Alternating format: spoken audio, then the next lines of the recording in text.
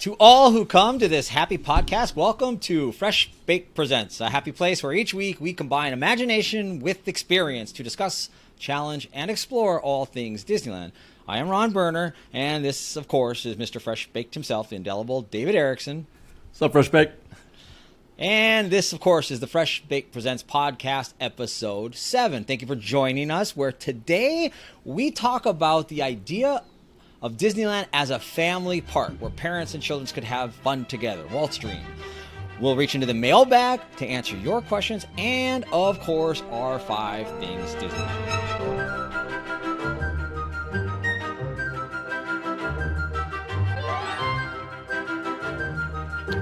So Walt famously said, "We believe in our idea that Disneyland is a family park where parents and children can have fun together." And in light of things in recent years, and as time has passed over the years and new attractions and new entertainment has come into the parks, I wanted to explore. We wanted to take a look at some of these things, all elements, all across the entire park. And, well, you know, how well is Disneyland still balancing this dream that Walt had? Or are they, David? Have they slowly become more adult-oriented? Well, it's a good question because I think that the casual fan of Disneyland does sort of perceive the park to be a place for kids. You hear that all the time. Why are adults stressing out about what's happening at Disneyland? It's a place for kids. But I have a point of view that's a little bit different from that perspective. I believe first and foremost that Walt built the park for himself. It started with, Walt's fascination with this kind of thing started with miniatures. He was going to do a whole thing about miniatures, a traveling miniature menagerie that would go across the country on a train. That then evolved sort of into a love of model trains, and he had model trains in his home, and he loved that so much so that he would buy model trains for his other family members so that they could participate in something that he loved as well. Obviously, the model train turns into the Carolwood Pacific. As you can see, the idea is getting bigger and bigger and bigger and more, not just in reality, but in his mind as well. His fantasy, as it were, this thing that he's trying to conjure up in his life is growing. So you've got the Carolwood Pacific in his backyard. He builds a train in his backyard, and then that eventually evolves into Disneyland. So in that sense, from that point of view, I do feel like it wasn't built for kids. It was built for both himself, but also because, as he famously has also said, taking his kids to the carousel over at Griffith Park, and he would just sit there and watch the kids have fun. But he wanted to participate. He wanted to be a part of that action a little bit. He wanted it to be fun for both the kids and the adults. And I say all of this, I go all this way to illustrate, in my opinion, that it was built for adults first. It's actually a park built for adults to have fun while their children are also having fun. They can have fun in a lot of different arenas. In today's modern theme park environment, I would say most kids are going to have fun at every park. They're going to have fun at Disneyland, Universal, Knott's Berry Farm, Six Flags, name it. But which parks of those are going to resonate with all members of the family? And that becomes a narrower answer. And I think that was his goal, is to make a place for both, as you said, for both kids and adults. But really, what he's doing is saying, adults, here's a place where you can have fun while also participating with your kids. How does that ring with you? It's so eerie that. In a lot of ways. It's eerie because so many of the things you touched on, I will be discussing later in this show. Very, very specific, very, very specific, seminal moments and things that happen. And you touched on a lot of them. So I'll save it for then, than to say I do agree in so many ways. And in addition, I guess I can't say anything other than additionally, he wanted to keep you there. He didn't want you to go there to the park for an hour. He wanted to keep people there. He wanted to keep parents there. And he wanted, so to your point, do something to drive traffic and do something to get people to come and get people to stay for not just one meal, but for multiple meals, to buy things, to share. There's the popcorn bucket element, which is making the event setting, the souvenir portion of it. All of these things are in line with appealing to parents first, because the parents now also want to go. Like, what should we do today? I do this with my son, and I'm 46 years old. I'm like, let's go to Disneyland. Let's go to Disneyland. And I always make the joke to this day that I'm the luckiest parent in the world that my son takes me to Disneyland every weekend. So there's so much of everything that you said I agree with is on point with Walt actually wanting it for himself. I do think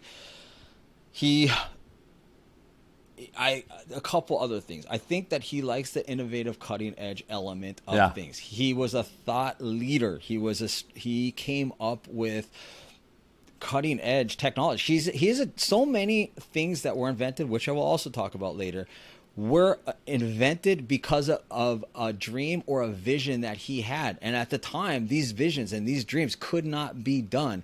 But because Walt had the idea, technology had to figure out a way to get things that Walt wanted. And the park notion of doing a thing that was different. So I agree that he did it as an adult, but I also think that he was very close with his kids. He didn't have the greatest relationship with his father, but he understood it because his father was a working man. And I think that the element of truly wanting to create an atmosphere for parents and adults and all ages, grandparents is how I went.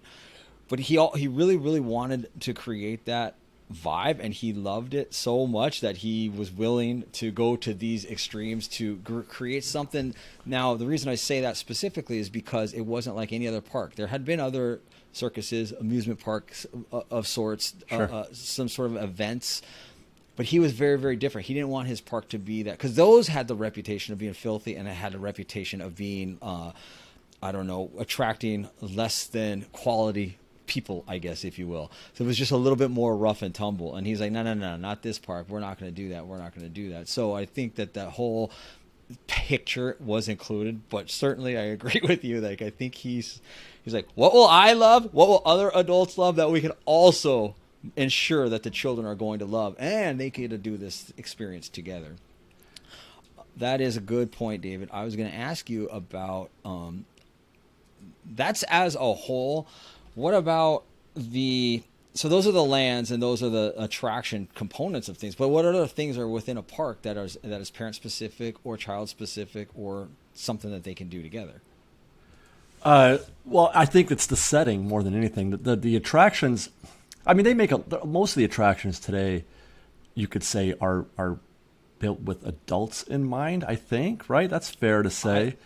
I think so. I agree with that. Really, there's only one land where you could definitely say, okay, this is a kid's land. Obviously, Fantasyland, right? Because of the nature of the rides, the Storybook Land Canal Boats, the Casey Jr., the Dark Rides, Small World. Those rides aren't built for adults. But adults can still enjoy them. I mean, Casey Jr. is like my favorite ride, but whatever. Very cool. But I guess maybe because I am, in a way, I treat this as Walt did, like just Disneyland is just a giant sandbox, really, for Walt. It was, an adult-sized sandbox with adult-sized toys that he could play with, and that's how I kind of see how he approached a lot of the things that he developed. Adventureland, I mean, the kids can enjoy that, but that's an adult-themed location. New Orleans Square. Well, and by the way, I'm keeping this with what I should say. I don't include New Orleans Square yet because I was going to keep this to what Walt developed first, the original vision in 1955. Adventureland, Frontierland, Tomorrowland. These kids can enjoy them, but you can definitely tell.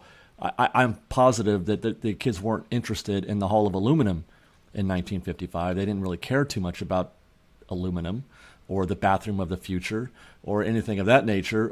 But these were exhibits that existed in Tomorrowland in 1955. So, you could, I mean, again, these are things that are clearly pointed at getting adults in and trying to, appease them, as it were, to give them something to do, something to enjoy at the same time.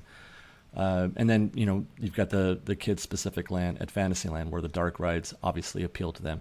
I'm trying to remember because they didn't really have roller coasters, quote unquote, in that day. Casey Jr., actually, the original concept for Casey Jr. was almost a roller coaster.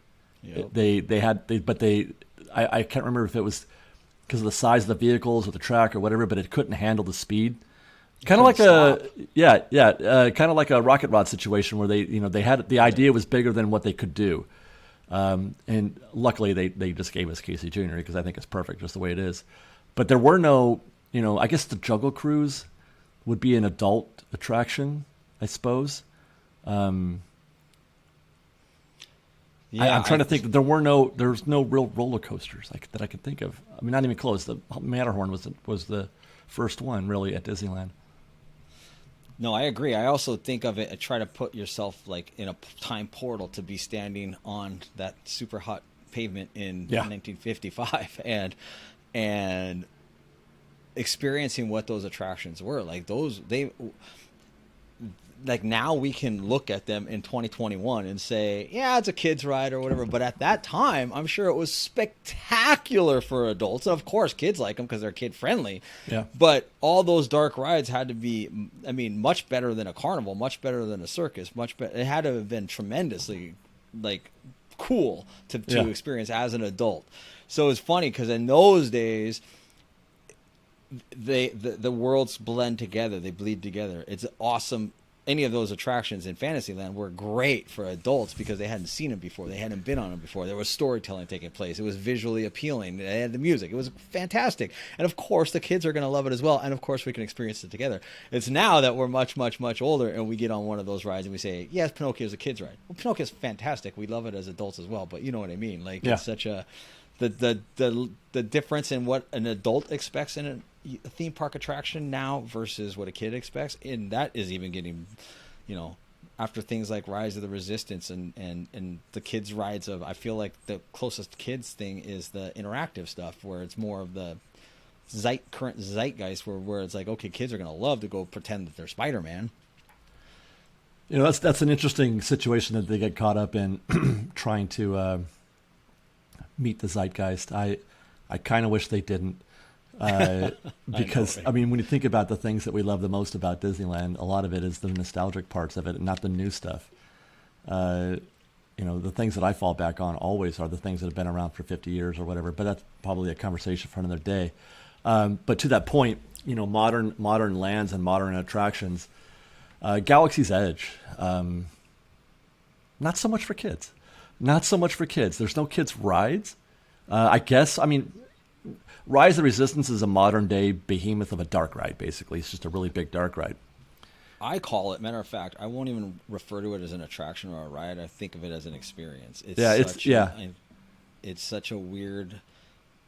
It's impressive as all get out. Yeah. But it doesn't feel like a ride to me at all. I get off to this day and I'm just like, that just blows me away. It's just a show. It's a show. It's just you're there. It's interesting and it's fun. And I could see it for, nowadays kids are at such a young age. Star Wars is just so transcendent and it just covers so many years. Like when I was a young child and you and all of us were as young children, Star Wars was amazing. We're having young children today that love Star Wars. It's incredible. So I feel like that world's not frightening to them, I think kids can enjoy it too. Obviously, you got to be a Star Wars fan, probably, but kids can enjoy it, but who's it for? And I point that out because look at how they developed. It's for adults and parents to actually they want you to spend money there. That's a marketer's location there. The way that they set up the lightsaber, Savi's workshop, and the marketplace, and all that. It's designed to separate you from money, and to great effect. I think that is the future. Is food and merchandise as show, making that show as well is the future. And I don't blame Disney for it, but you can tell that they didn't build the land with kids in mind. They built it with adults in mind. With the spending. With the spending. And again, I'm not saying this is not a complaint. I'm okay with it because I feel like I enjoy them turning the lightsaber thing into an attraction, as it were. into an I event. think that's a great idea. It's just expensive is all, but whatever. Yeah, and again, I guess expensive is value. Like the whole, Yeah. Are you getting what out of it? What you think it's worth, and if you're paying for it, you are. Especially when they first open, because The market will tell you if reservation. the market will tell you if it's worth it or not. Right, and I have no problem with that sort of thing. I think it's cool. Let's put it this way. I am so grateful that they did what they did with Savi's workshop rather than just saying handpick your lightsaber. It's so much Yeah, it's better cool. than the way to do it. It's super, super cool. And I think if you're not ahead of the curve, you're behind the curve. And I think Disney, with Rise of the Resistance to that point, I think there was the innovation. There's that pressure to be the leader, and there's the pressure to be ahead of everybody. And I think that part of it was their own, I don't want to say ego, but there was something about, we need something bigger and better and greater than anything, because we have to stay not only ahead of the competition by any stretch of the imagination, but just like the demand of the public. Like, we need to blow the public away. We need to do something that's going to do what it did and cause backlog of trying to book. They break in the internet trying to get into Galaxy's Edge, and all the crowds that were there. I was there. You were there. It was insane. It was a fun experience to just witness. It was super, super cool. So I think the cutting edge of trying to stay ahead of it was there. I don't know. I definitely feel that it's adult oriented, adult catered. It definitely needs kids attractions. I will say this about Boy, it does. The restaurant side. Yeah, it really needs kids stuff. Not the restaurant, sorry, the merchandise thing. It's a little bit of a segue.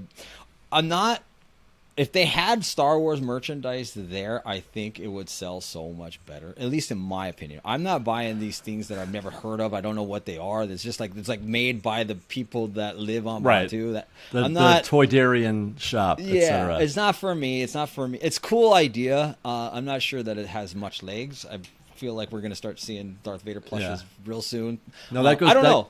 That goes back to our episode 1 conversation, right? About them sort of overthinking it a little bit, because they made a whole point about not selling Star Wars merchandise, literal Star Wars merchandise. I think that all along a timeline, you're right that will go away. And they've already learned that lesson, as we discussed again back in episode 1. Avengers Campus is a better compromise between adult and kids. It's more kid friendly. Web Slingers is a kid's ride, in my opinion. Web Slingers is a kid's ride, which that's part of the reason why I feel like maybe some guests don't enjoy it as much. I'm not a big fan of Web Slingers, to be honest. I mean, I like it; it's fun, but it's not a ride that I'm eager to go to. But I feel like they're misunderstanding. Everybody wants things to be an adult e-ticket when you talk about it in social media, etc. But it doesn't. I mean, Web Slingers is just not that. It's not that. It's a kid's ride, and good. I'm glad because I don't need everything. There's too many e-tickets, man. There's too many e-tickets, or too many. Everything doesn't have to be an e-ticket. I want some D-tickets. Right, I agree. And the character meets. There's a lot of characters to meet. Kids love that.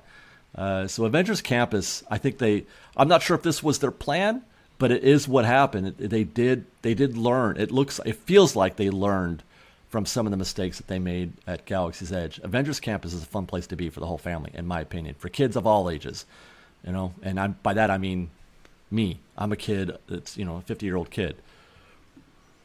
I agree, and I think there are no coincidences. I believe that. And there is no way in my mind that Disney did not consciously say, okay, this is what we did in Galaxy's Edge, and if we could do it again, we probably would have more,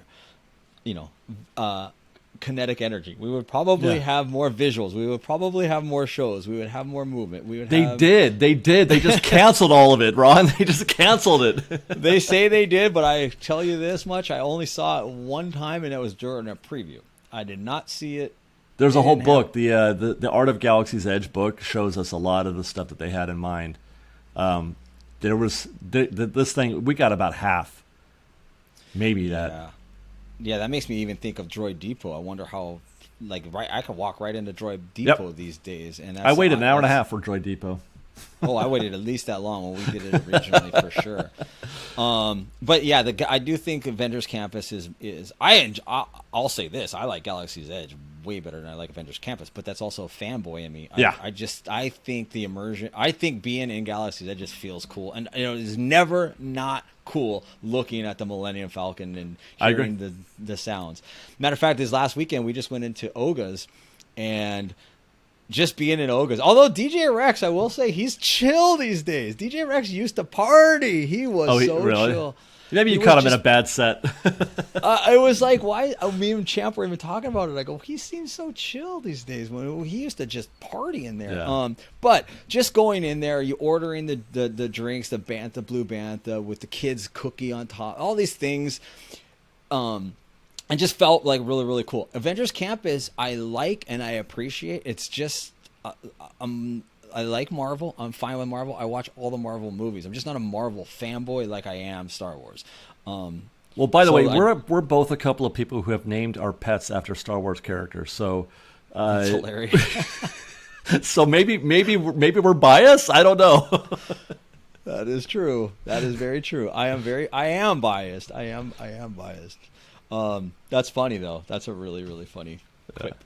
Now that's so good that you threw me off the rails, and I don't know where to go from here. Where were you going? You were talking about Avengers Campus. Not quite your cup of tea. Yeah, no, I mean I love it. It's not even that; it's just a comparing of the two. I love Avengers Campus. They made a lot of more of a drastic improvement over Galaxy's Edge in terms of entertainment, in terms of seeing people out. Other than Chewie and occasional Kylo and Stormtroopers, you don't see anything. No, what happened? We don't even. I mean, I see Chewie only occasionally now. Only occasionally now. Yeah. They used to have games. They used to, because I have a pretty good Chewie, so they used to have games to see who could make the Chewie noises to win, like all kinds of fun stuff like that. Oh wow! I know, it's interesting. I also think that Avengers Campus. I don't want to sound like a prude. Like I feel like I go there to eat. I might or I might go there to eat because I don't. There's nothing really for me to go there for. Again, another reason why they built that for adults. The PIM test kitchen and the PIM tasting labs. That is absolutely 100% for you and me. Okay. Nothing says more we want adults than we serve alcohol. Right. Themed cocktails. Come on.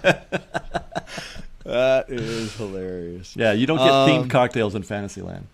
Right. So I guess to button the conversation up a little bit, the vibe, the tone, the parents and children together, there's a little bit of an idea, a little bit of a notion, and now it's just kind of a blurred thing where they're just trying to get an entertainment park to get crowds in.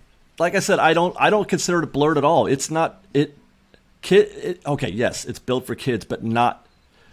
They're going to go either way. I'm firmly in that camp that says that he built this for himself and he built this for adults so that we can enjoy. I don't think that I don't think anything has faded or kind of transitioned to a certain direction. I think it's exactly what he wanted it to be, a place for adults and kids, not kids and adults, but adults and kids. I do. I agree with that, but I also will only offer this as not really an opinion or anything. But most of my family, on my father's side, everybody, I went to college, all this stuff in the Midwest, right? I can tell you that all those Midwest people that haven't been to Disneyland every weekend like you and I go, or the APs and Magic Key holders, all the people that have been to Disneyland multiple times, they're like, why are you so obsessed with Disneyland? It's for kids. And because they don't really know than they don't. So it's an interesting thing where people that aren't frequenters there they do think that Disneyland is a little bit more kid targeted, we'll say. But you're right. I agree with you. 100%. That's the assumption. Yeah, that's right. the assumption. Right. All right. That's a good conversation, David. I think we need to move on. Okay. All right. Of course, unless you have something else. I have said my piece, Ron. And I agree with you. I definitely agree with you. And my piece is always like Disneyland. We talk about this all the time. Disneyland is a business, and they are the masters of separating us from our money. But I don't hate it at all because guess what? I'm not paying for things that I don't want from them. Like I'm buying what I want, and I want what they're offering. So they're just offering so many different things until they hit you at what you want and where your heart is set, and they get you to spend. That's right. And I'm a sucker for it because I like the experience and I like the knickknacks, and I'm down for it. So don't be stale. I always say that in the world. Like, you can be anything you want, but you can't be uninteresting. You need to be interesting, and they're certainly interesting. So, David, this week in Disney history, many of the things that you pointed out earlier will come up in this conversation. There were so many. Yeah, there were so many that I hope that I can actually put a pin in each one to say, to like as a reference. This week, all kinds of interesting things, two of which are very seminal into the history of Disney, and that's why I think it's great that they happen all both in the same week. But before we get there, in 1972, David, the Golden Bear Lodge restaurant opens in Bear Country. It only lasted till 77, and by lasted I mean the name, because the restaurant then, of course, reopened as the Hungry Bear. I was like, where the heck was the Golden Bear? I know, right? I never heard of it. I know, that's what's so fun. If people knew, if everybody knew the amount of research I do in this, I don't have the time for it because I'm doing a lot of other things, but it's so enthralling and so interesting, and it's fun, and I love it. And I keep notes of everything. David, what is your favorite thing about the Hungry Bear restaurant? Whether it's food or the view, or what, do you like it? No, yeah, the view. I mean, the food is okay. It's just a cheeseburger or a chicken sandwich, big deal. Occasional funnel cake, but I go there so that I can hear the Mark Twain go by in the canoes. I mean, what else? It's all 100%. About the view for me. I don't even care. I'll bring other food in there. I've done that. Yep, I totally agree. That Mark Twain view is fantastic. That's the best. Both directions, the waving people. Yeah. 1984, the Michael Eisner reign begins. In his 21 years at the helm, from 84 to 2005, Eisner grew Disney's annual revenues from $1.5 billion to $30.75 billion. Under his watch, the company opened several new theme parks worldwide, and the number of employees grew from 28,000 to 129,000. Wow. Eisner also spearheaded the Disney Cruise Ship line, a stage play division, and multiple domestic cable channels, including, of course, ESPN. Eisner also presided over a golden age of animation, during which Disney produced the blockbusters Beauty and the Beast and The Lion King, which, of course, became merchandise powerhouses. Interestingly enough, in this same week, technically it would be next week's show, but September 30th, 2005, Eisner resigned. Oh, wow. Yeah, so David, do you care to remind some of us? I know you have some fun things that Eisner did near the end of his reign that you mentioned. Yeah, I was shocked. 21 years. It did not feel like 21 years to me. It felt pretty quick. But then again, maybe it's because I was paying attention to that part of the story later on in life and near the end. So I don't remember a lot of the good things that he did, which were plentiful. He did a lot of good things. But Eisner got a little crazy at the end. There's a matter of fact, I was once thought about doing like a video about some of the weird things that happened. The thing that comes to mind that I always point to as the sign that might have been a nail in the coffin was that whole circus thing that he did. It was kind of like a circus. Have you ever seen those big metal mesh balls that people ride motorcycles in and they can go around in circles defying gravity? Yeah, they put one of those in the hub. They put one of those in the hub and had motorcycles. I mean, what else? Come on, is that Disney? No, it's not. No, that's a rodeo in North Dakota. What the heck? Not. That is funny. Thank you for your service, Michael Eisner, but that was, he lost his way. I mean, everybody will say it was, when Frank, I can't remember his name now. Frank Wells, when Frank Wells passed, that was pretty much the end of the Eisner era, and I would say that's probably true because, he was a guy willing to say no. But yeah, Eisner, man, 21 years. I'm more grateful for Eisner today than I was back in the day, but still, yeah, he was kind of nutty at the end there. Yeah, I wrote in grad school. I wrote as many papers as I could on Disney, and one of them was the amount of money that the CEOs make in relation to the other employees. Sure. And of course, the argument, at least the pro argument for that is shareholders don't care that they're paying you a few $1 billion or whatever because they're making $7 billion. So if you're running the company and you're bringing the revenue that's that outrageous, they're okay with yourself. Like I know Eisner had, or not Eisner, Iger had $40 million salary that caused all kinds of chaos and crazy. So does Roger Goodell. Yeah, but well, those are there's more than just base pay involved in that. It's there are shares. Yeah, shares. Yeah, it's shares. Moving right along. Okay. So, couple small ones, but not small for me. 1985, The Journey of Natty Gann opens in theaters, and I, as a 10-year-old, once again, as always is the case in these segments, I love The Journey of Natty Gann. And I was not alone, David. 91 out of 100 tomatoes also was the rating. An audience score of 78 out of 100 popcorns. So, The Journey of Natty Gann, have you seen it? I have to say, what? The Journey of what? The Journey of Nadigan? Natty Gann is a girl. Oh, Natty Gann. Never heard of it. The girl. That's what this was interesting because the question that I actually have queued up is, I'll ask. Is any of the off the radar Disney films resonate with you as a child? So hold that thought while I tell you that Journey of Natty Gann is a Depression era girl whose father finally gets a job, but he's shipped up north to like Washington or whatever. Immediately, he couldn't say goodbye to her, so she had a caretaker. She was just this young girl. She had a caretaker, and it was not a good situation at all. So she runs away to go find her father. So she a Disney film girl traveling the rails in any way that she can, and of course she comes in conflict with all kinds of things. She befriends a wolf, and it's I love it, man. I loved it. And to that question, off the radar Disney films that resonated with you as a child. I can't, and I say off the radar because you can't say Mary Poppins or the things that we're all going to say.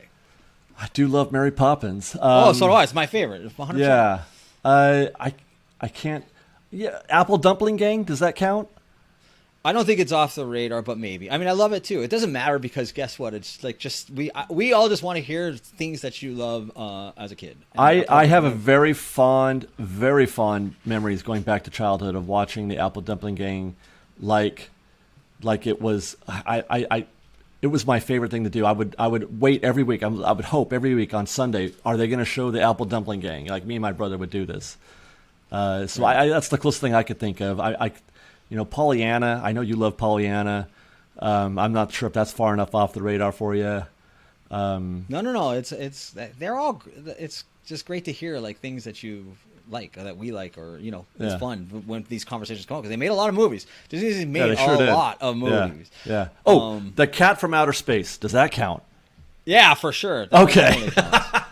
I saw The Cat from Outer Space in a drive-in theater, and I remember loving that movie with this crazy necklace and just those kind of movies. The mule that kicked field goals. I forget the name of that one. Gus, yeah. Blackbeard's Ghost. It's all coming back to me now. Blackbeard's Ghost registers for me because I think it's hilarious. Oh yeah. Moving right along, 1947, Fun and Fancy Free opens in theaters, and wildly interesting. Walt Disney had provided the voice for Mickey Mouse since 1928. Steamboat Willie, of course. The Mickey and the Beanstalk portion of this film was the last time Walt Disney voiced Mickey Mouse. He was too busy working on other projects to continue voicing Mickey, as well as everyone knows he's been a long-time smoker, and it was difficult for his lungs to continue to do it. Coughing through his script read. Right. So here we get into the meat and potatoes of this week in Disney history. Right. A couple stories. Very, very, very good stories, and very, in my opinion, and really not an opinion, seminal moments in Disney history. And I'm going to go through and I'm going to kind of do, the backstory of it all. Sure. The camera work begins on Snow White and the Seven Dwarfs on September 26, 1937. The film's opening reads, "My sincere appreciation to the members of my staff whose loyalty and creative endeavor made possible this production." Of course, from Walt Disney. Disney's staff on that film was comprised of 32 animators, 102 assistants, 20 layout artists, 25 watercolor artists, 65 effects animators, and 158 paint artists.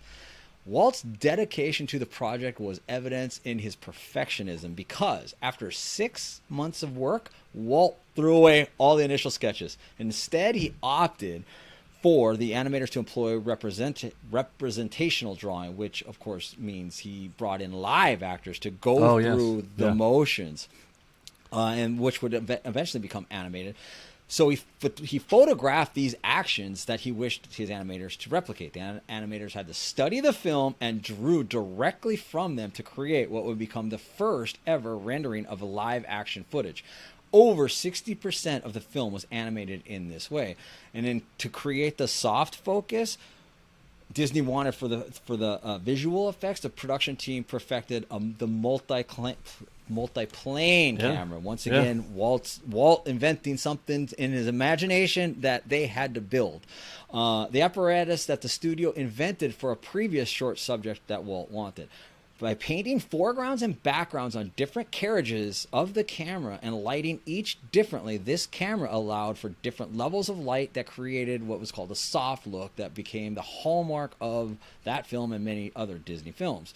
The multiplane camera remained in use from that instance for over 50 years and was used for the last time in The Little Mermaid in 1989. Oh, wow. They used it even until then. I did not know that. The original budget of the film was between $150,000 and $250,000, but Disney went far over budget.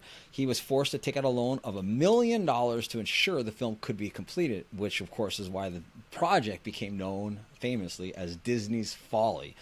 Each foot of film was nearly 4 times as expensive as that of the average Mickey Mouse cartoon, and the final price tag on the completed project was $1.5 million. Jeez. I did the math, which is $27.9 million today. Oh, a bargain. I know. That's exactly what I always think when I do this. But hold that thought, my friend. We're getting to something which may or may not be a bargain. After 5 years of production from concept to finish, Snow White and the Seven Dwarfs finally premiered on December 21st, 1937.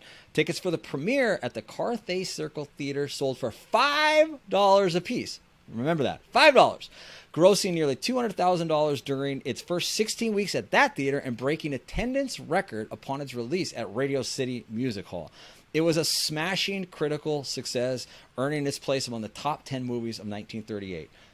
This $5 movie ticket in 1937 is $93.03 today. So we're almost there then. We're almost there.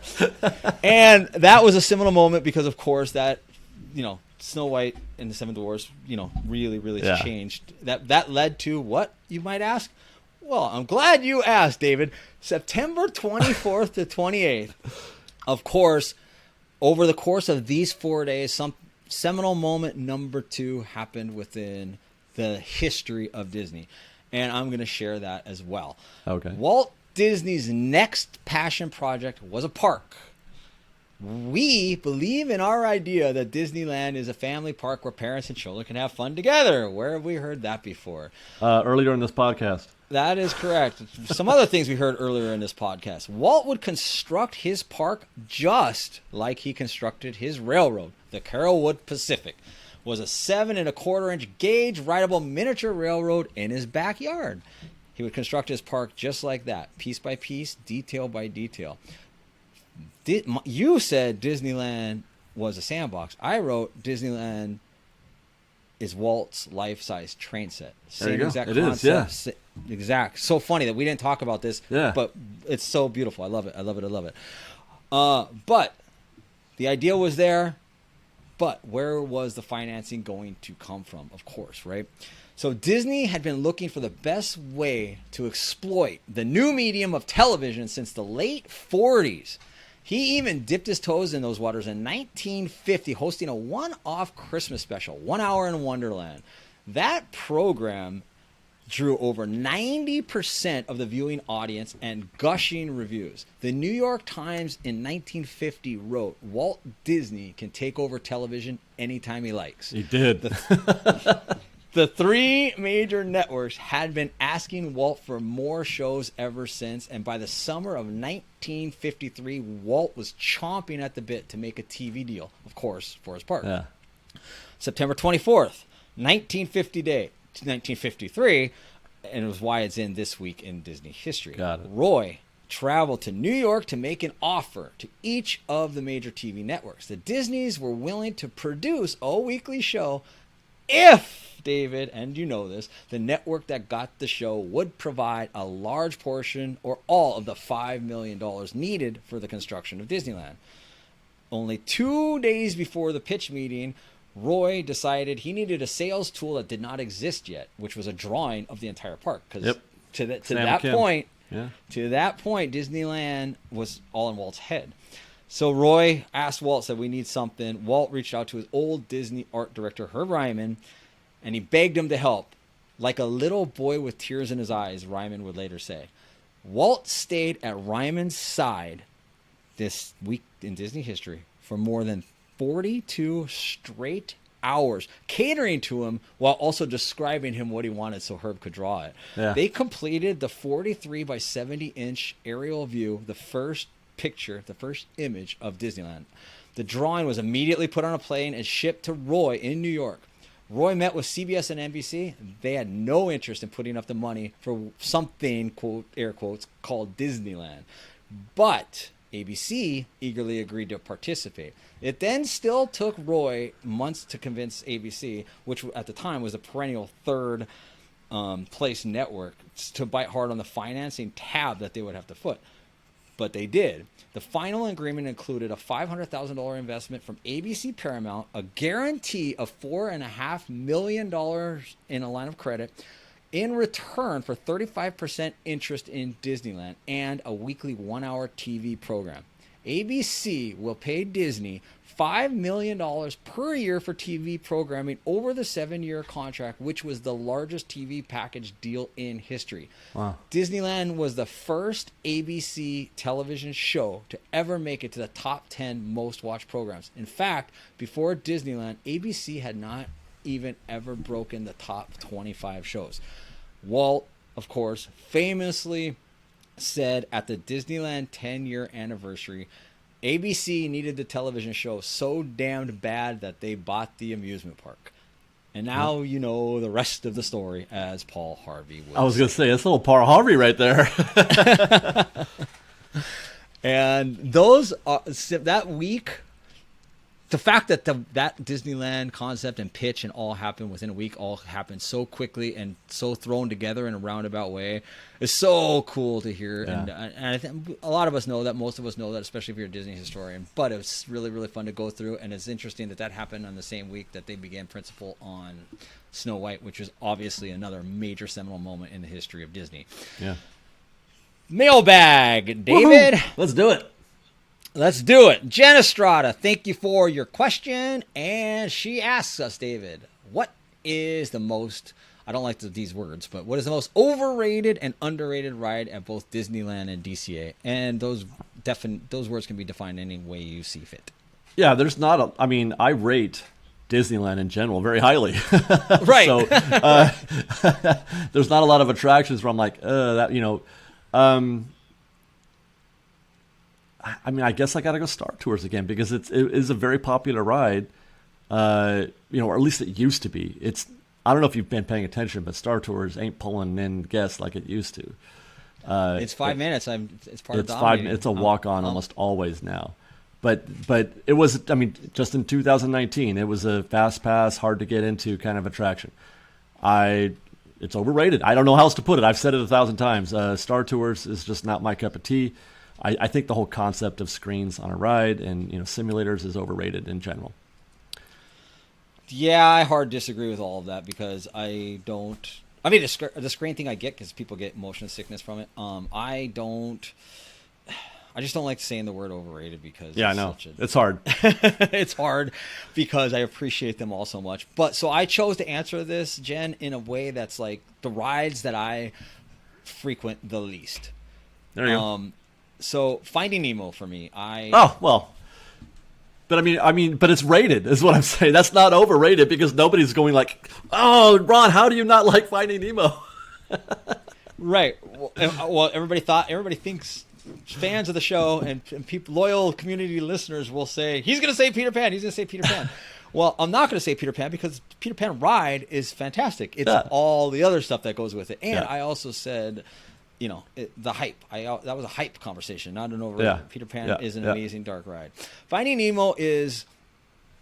I think it's as a kid you love it, and I remember as a kid I loved it. The notion, the idea, the concept of getting in a submarine, I could not wait to do. And then I did it, and it was like you could see how fake it was. The practicals were garbage. It was just like I'm just not. It's not the vehicle. The vehicle's great. It's the show.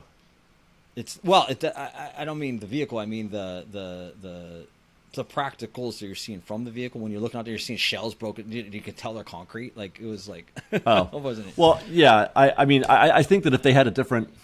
If it was more practical, to your point, Nemo would be a better ride because I think the concept of getting in a submarine is pretty neat. But whatever. It is. But yeah, you're right. The vehicle is awful.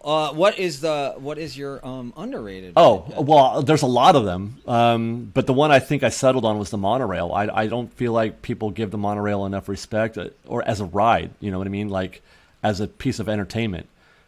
Most just view it as this thing that goes around the track or around the park and picks up people and drops off people. But the monorail it hits so many buttons for me, in terms of the history and, what I like to see the park from up on high like that, different views of the park. You get to see the whole park practically. I love the monorail and I don't think it gets anywhere near enough love.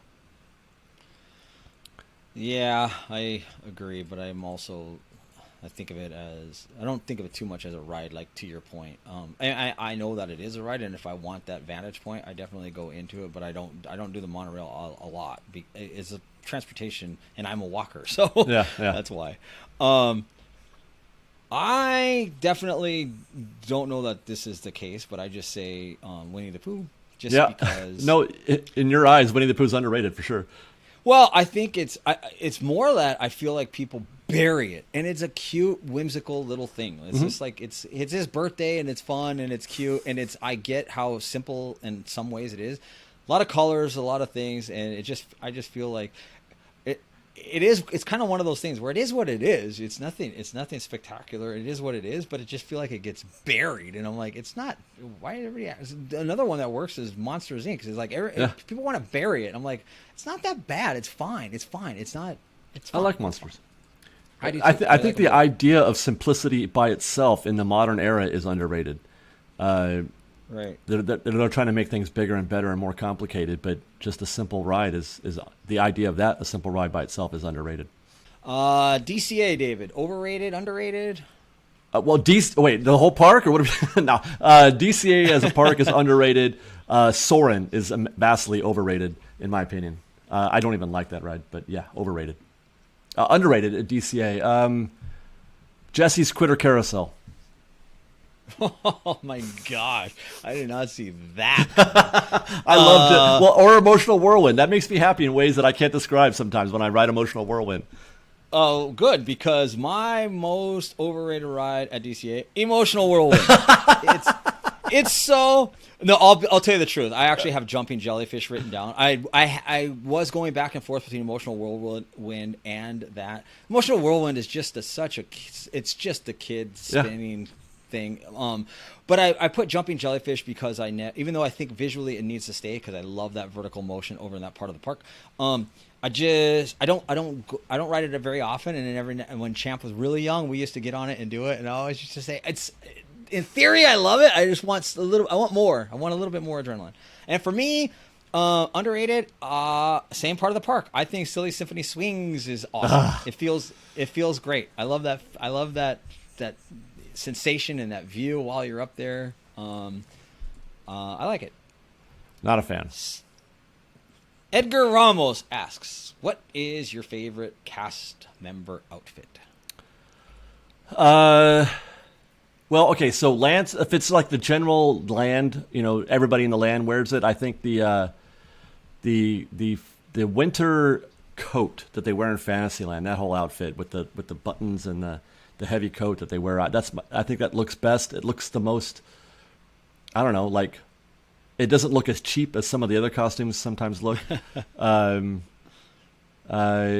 So that's ride specific. I think that the First Order uniform that they wear in Rise of the Resistance is pretty dang awesome.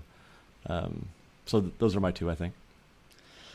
I think, while I like both of those as well, I think I suppose the land specific, I was thinking the Haunted Mansion, because I just like the yeah, kinda, sure. I just like that look. It looks cool. It might not be comfortable. Maybe it is. I don't know. But that looks cool. But the first one that came to mind actually is the Disneyland Railroad. And they got the suspender. That just looks. Yeah, they look real. Yeah. Yeah, it's so comfortable. They can work. They can do whatever they're doing. I feel like that's probably the least cumbersome of all of the outfits. I'm guessing. I have no idea, because it literally looks like something that you would wear if you're going to work, or something comfortable. Yeah. But there's a lot. It got me thinking. So here's another interesting question from Kenzie. Kenzie asks us, David, is there any Disney ride or idea that you wish had made it past the drawing board? For Kenzie, she thought Port Disney was cool. Yeah, there's a lot. But the one that I always go back to whenever I think about what could have been, the mini land that they proposed for Indiana Jones. What we got was basically about a third of what they were hoping to build, and they were going to combine the Jungle Cruise and Indiana Jones, that whole property, into one mini land, and they would all be interconnected. The Jungle Cruise would flow through the Indiana Jones attraction, and there was going to be another attraction, which the Mine Train ride, which wound up being the actual Snow White Seven Dwarfs Mine Train ride at Disney World or Magic Kingdom. But they were going to build that as, the scene from Temple of Doom. And all three of those were going to interact together in one big environment. That hits a lot of buttons for me, man. I love things coming together. I love, all that coming together and seeing one from the other instead of everything being kind of separate and hidden. Cool. I really do wish they could have built that Indiana Jones mini land. That is cool. And I can tell you this question, I didn't realize the amount of research it could or would take, because I discovered a treasure trove of things that I did not know about. And I caught myself spending way more time than I had, not too much time, but more time than I had to read through these things. And I was fascinated by it. So it's a super cool question. I was fascinated. We could do a whole show on that, by the way. I could do many videos on this topic, yeah. Right. And the amount of research that it would take. So I feel like I'm just almost winging the answer, only because I don't know enough about all of them, because there's a lot. Yeah. But a couple stuck out to me. The one in Tony Baxter had one on Mary Poppins that was very, very cool, dark ride. That was his initial sort of concept that was his way in, almost. That was cool. There was one on Roger Rabbit, which was Toontown Transit, but it would have been a screen, but it also would have been a cartoon. So I get it if you don't like a screen, but it also seemed cool, and I'm also a huge Roger Rabbit fan. But the one I settled on, of course, is Mickey's Madhouse. And I say, of course, because for me, of course, it's nice to have a Mickey ride, a Mickey Mouse ride, and they're finally getting one in a couple years.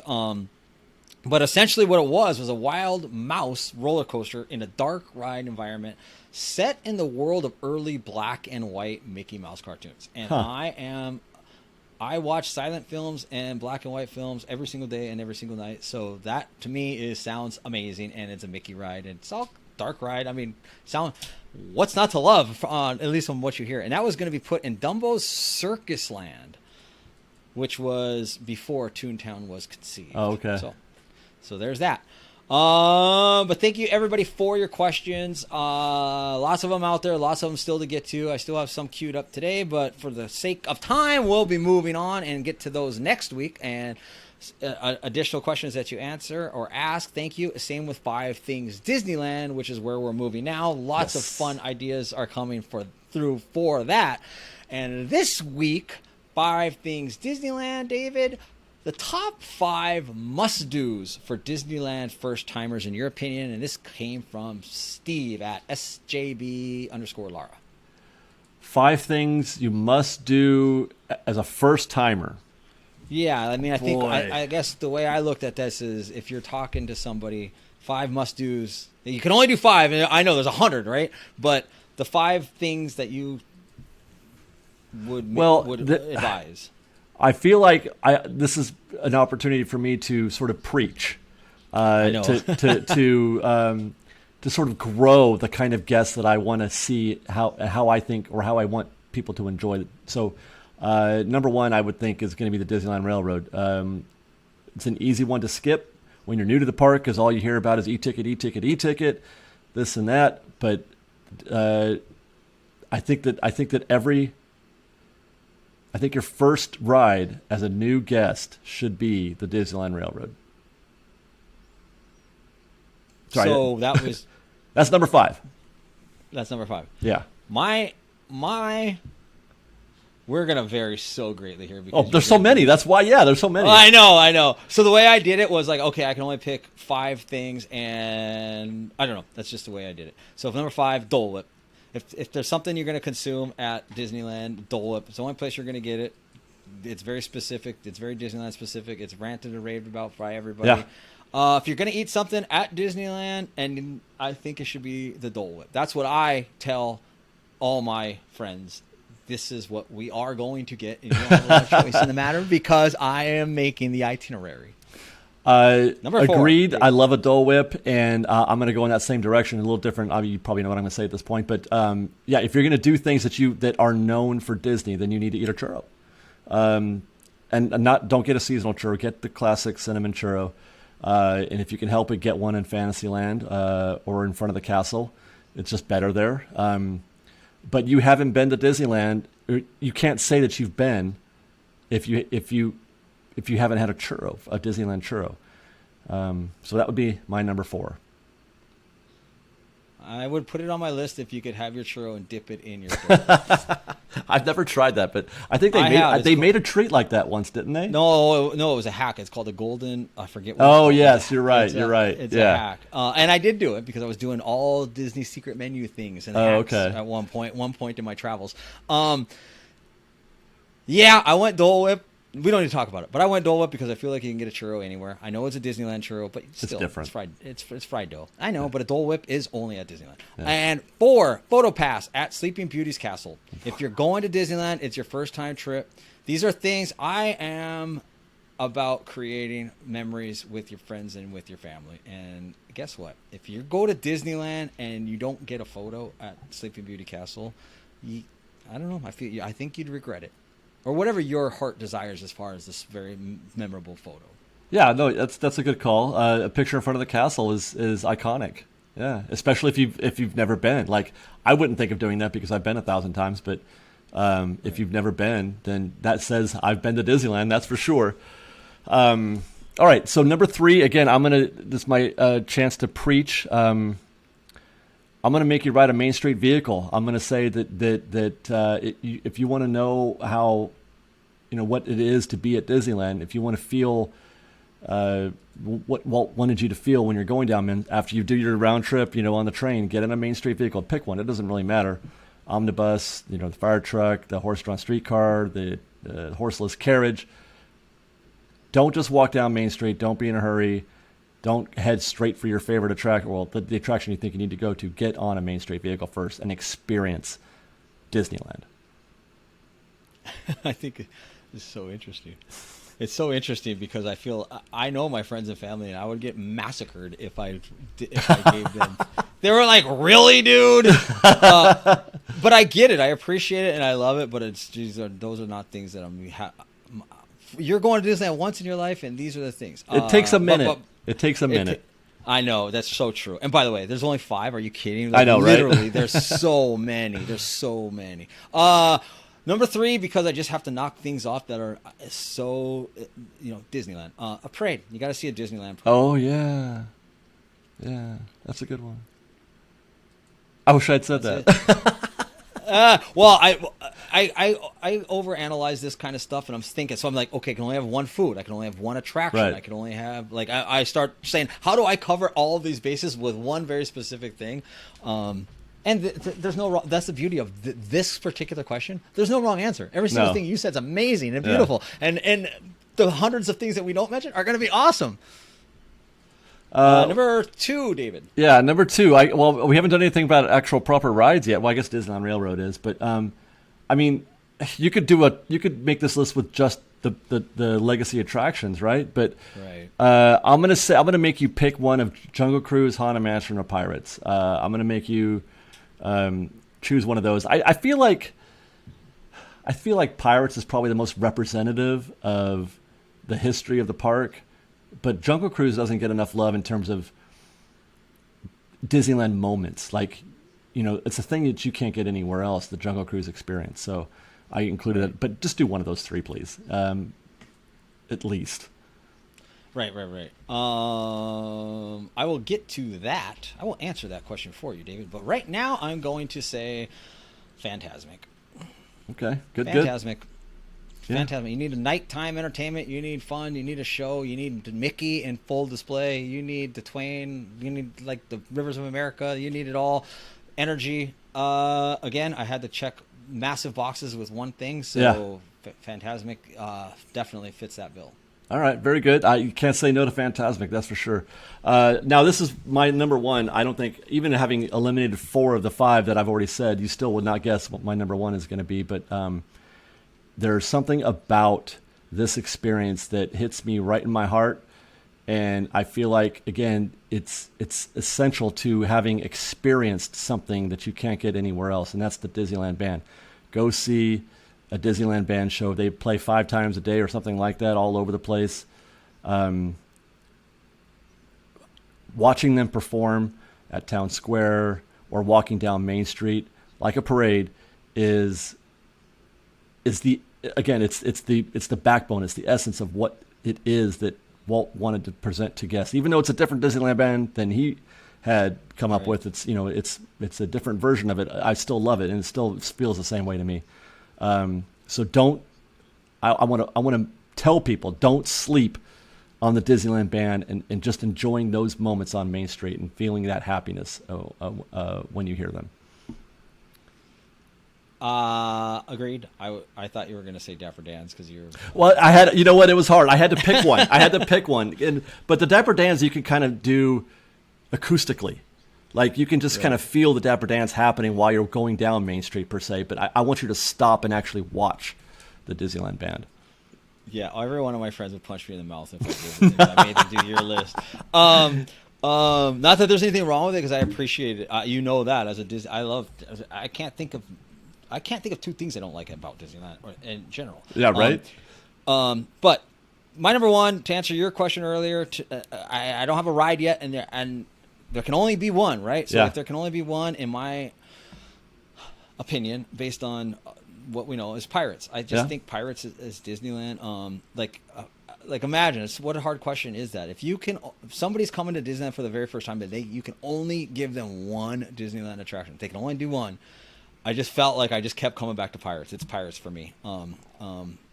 And that being said, I was torn between that and Haunted Mansion, and then to your point, I started going, okay, of course Jungle Cruise, of course Space Mountain. Is like, oh my gosh, what's the safest? What can all 4 quadrants hit comfortably? Okay, fine, Pirates. Pirates is a lot of quadrants.